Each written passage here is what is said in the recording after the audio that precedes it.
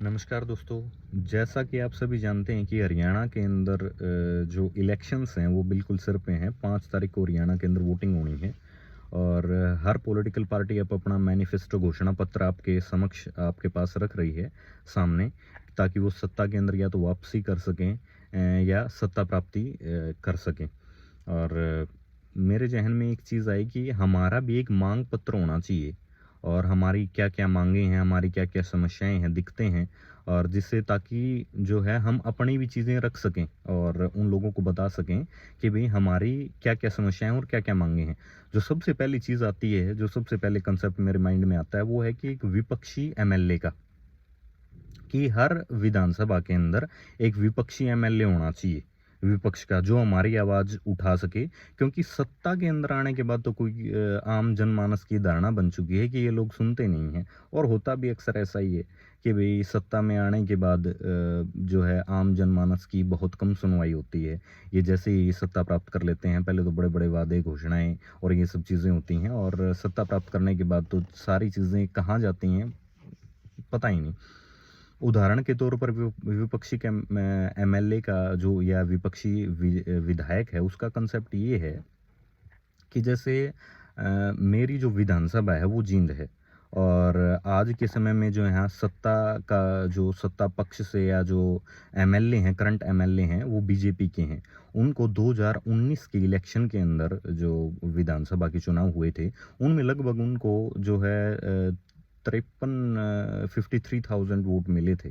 और जो है सेकंड नंबर पे रहे थे कांग्रेस के कैंडिडेट, जिनको लगभग शायद 40 या 44,000 ऐसे ही वोट मिले होंगे। तो जो सेकंड नंबर के कैंडिडेट रहते हैं, रनर अप जिनको बोला जाता है, उनको विपक्षी एमएलए बनाया जाए, वो हमारी आवाज़ बने, क्योंकि सत्ता में आने के बाद तो हमारी आवाज़ सुनी ही नहीं जाती। ऐसा लोगों की ये जन धारणा है भी, और अक्सर ऐसा देखा भी जाता है।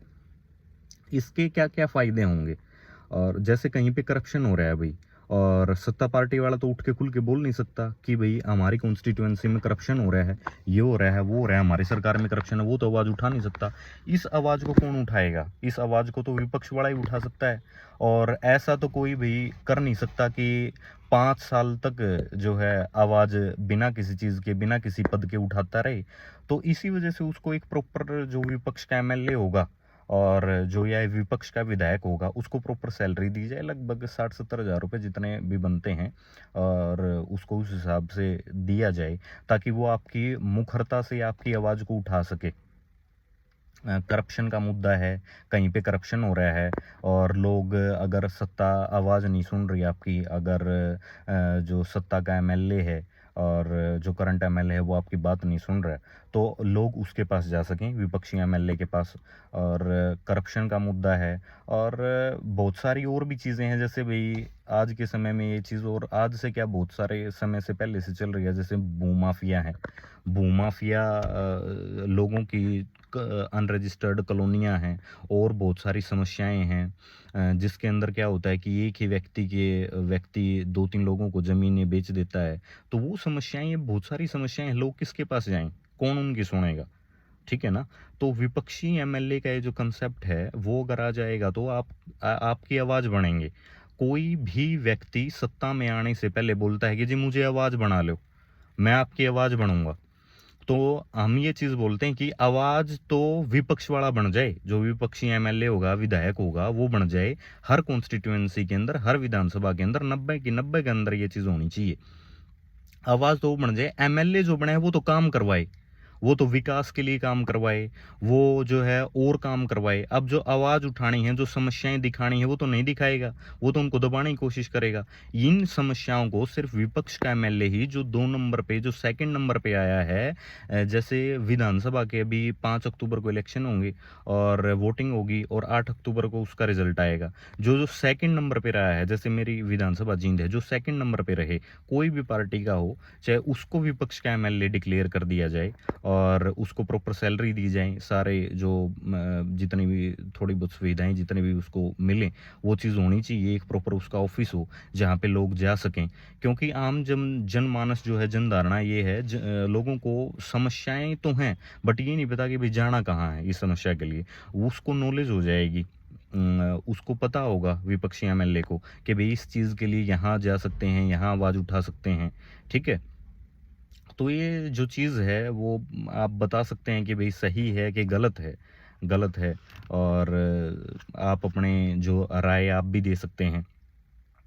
और करप्शन का मुद्दा हो गया, ज़मीन से रिलेटेड कोई भी चीज़ होगी, या और बहुत सारी समस्याएँ हैं, कहीं पे पानी की समस्या है, कहीं पे कोई भी समस्याएँ हैं, तो ध्यान केंद्रित करने के लिए सत्ता पक्ष का ध्यान दिलवाने के लिए अब जो करंट एमएलए है, वो तो काम करेगा नहीं, वो तो बताएगा नहीं कि हमारी सरकार की ये कमियाँ हैं, वो तो विपक्ष वाला ही करेगा ना।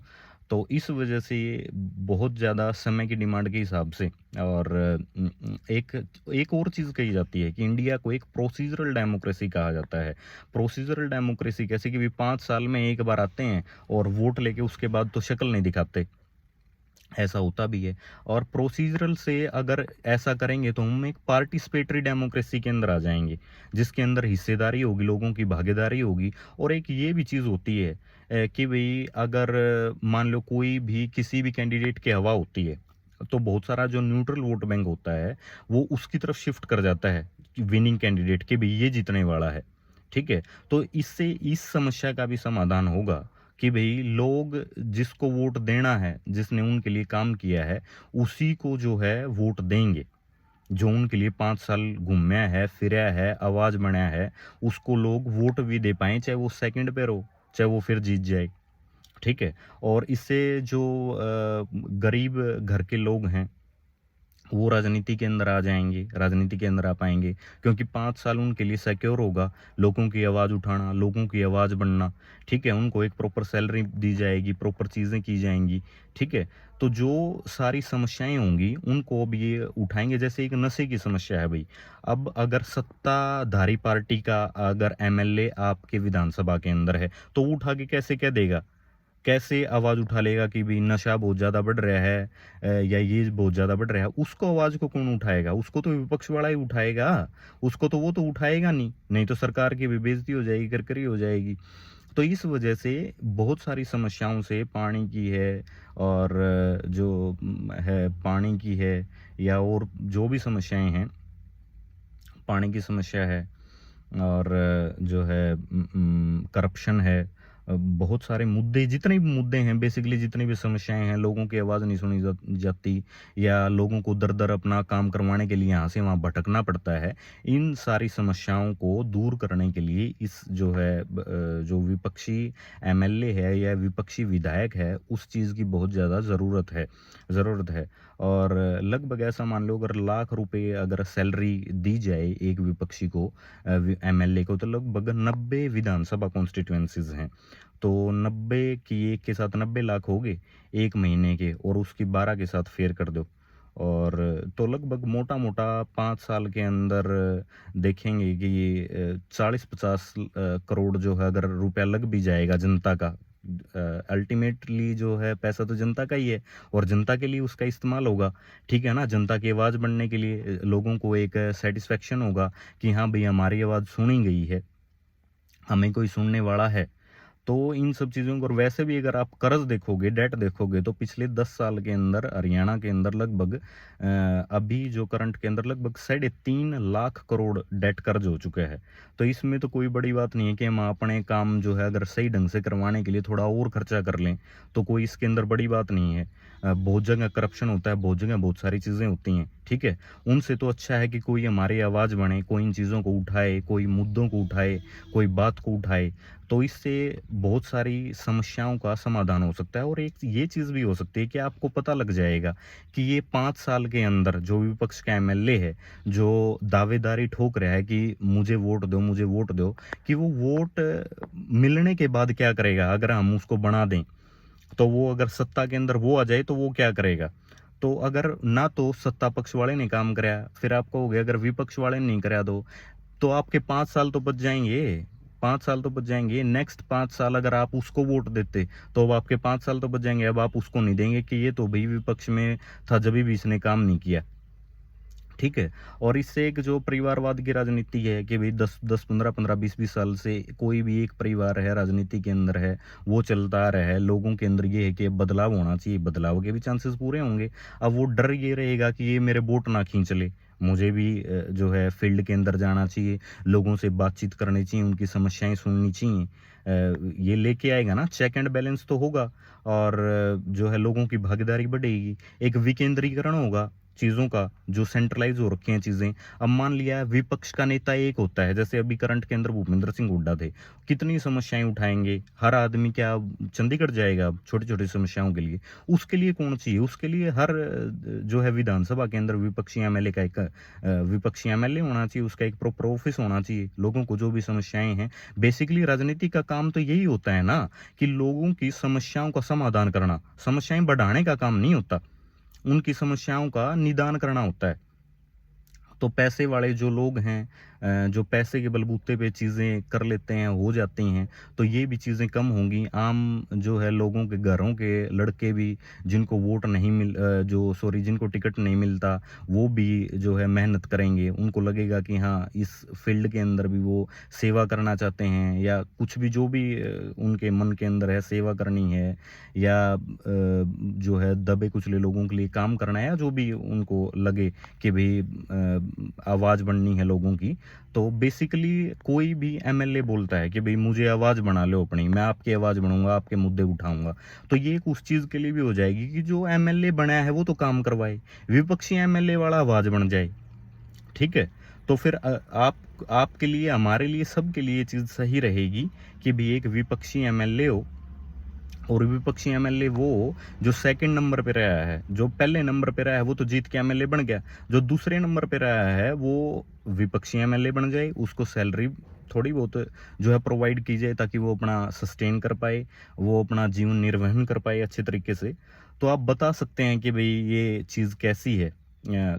इससे क्या होगा कि करप्शन कम हो जाएगा, सत्ता का विकेंद्रीकरण, जवाबदेही, नशा है जैसे, नशे के बारे में हमने बात की कि किसी विधानसभा के अंदर नशा ज़्यादा है, तो सत्ता पक्ष वाला तो नहीं उठाएगा उस चीज़ को तो विपक्ष वाला ही उठाएगा, रखेगा ना। वो मान लो कहीं उनके लोग इन्वॉल्व हैं सत्ता पक्ष वालों के, वो उनके ऊपर कार्रवाई नहीं करेंगे ना, उनके नाम बाहर आने देंगे। तो ये सब सारी चीज़ें कौन करेगा? ये सब सारी चीज़ें तो विपक्ष का एमएलए कर सकता है भाई। सत्ता में आने के बाद तो लोग जो है कोई भी पॉलिटिकल पार्टी है वो सुनती ही नहीं। ठीक है। तो इस वजह से जो मुझे लगता है कि भाई विपक्षी एमएलए की, जो विपक्ष का विधायक होगा हर कॉन्स्टिट्यूएंसी के अंदर एक होना चाहिए, और समय की डिमांड है। यही ज़रूरी है और ज़रूरत है इस चीज़ की, ताकि जो है एक इंडिया जो है, इंडिया मान लो भाई हरियाणा जो है, वैसे तो बेसिकली हरियाणा के इलेक्शंस हैं, एक वेलफेयर स्टेट की तरफ जा सकें, ताकि लोगों को ज़्यादा से ज़्यादा उनकी समस्याओं का निदान हो, समाधान हो। ठीक है। बाकी अगर आपको कोई भी चीज़ लगती है, आप अपना सुझाव जो है कमेंट बॉक्स में दे सकते हैं। और लगातार ऐसे ही वीडियो एजुकेशन के ऊपर हम लेके आएंगे, और एजुकेशन के ऊपर आएगी, हेल्थ के ऊपर लेके आएंगे। तो अगर आपको अच्छा लगे तो वीडियो को शेयर कर सकते हैं, चैनल को भी सब्सक्राइब कर सकते हैं। Thank you.